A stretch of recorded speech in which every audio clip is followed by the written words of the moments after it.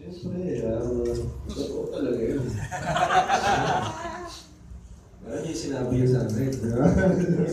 So pinilig ka no, nung nagsabi siya ng I love. Ha? Oo, naman. Pero medyo narinig ko yun natin. Joke lang. Kinikilig sa eksena? Minsan, oo. Kasi parang in a way, kahit hindi parang, alam mo, parang sa tagal na, parang tempting yung pakaramdam ko eh. Pag narinig mo galing kay Serena yung first time, parang, you're like living the moment sa eksena, so nakakatulog as yung character na, as my character. Pero in real life, ano? Liza, reaction doon sa nagiging makatotohanan na yung pag-I-love. Ano sasabi mo? Ano masasabi ko? Ikaw, ano masasabi ko? Sabi ko na. Sinawi, diba? Wala. No reaction. Bakit? Nag-react na ako sa ano yung Twitter Secret. Take this. Ano? Twitter.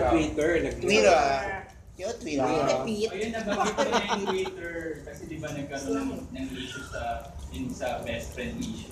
Ayaw nga, bakit nag-uurang mo nga yan? Hindi, kasi hindi lang nag-gets. Parang para sa akin, he's my best friend. Siya yung sa lahat ng lalaki. Correct. He's my bestest, he's my closest friend. So, why is all of a sudden being someone's best friend a bad thing? Kasi nga gusto niya. Oo nga, pero kung gusto nila ng more, syempre may pagdadaanan pa yan. Yes. So why is it such a bad thing for people to be best friends? Correct. Pero huwag niyo na po ipalabas yan kasi kung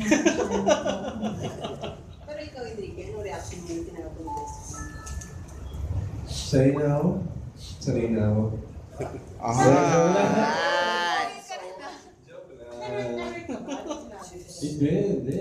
Sobrang nandun ako nung tulit ko yun yung kay Hailey Stein. Saka Liza, sinabi mo naman na hindi naman kung sinabi mong best friend wala nang hindi na pwede It's mag-level not up. friend zoning someone, it's claiming someone to be your best friend. Pero it doesn't mean that it's only till there. Pag sinabi best friend ko lang, Hindi, ito na lang. best friend ko lang. Nagagalit ka. Yung best friend nila, yung bang pinaka-best friend mo? Oo. Yeah. Ano eh? Yeah. Halika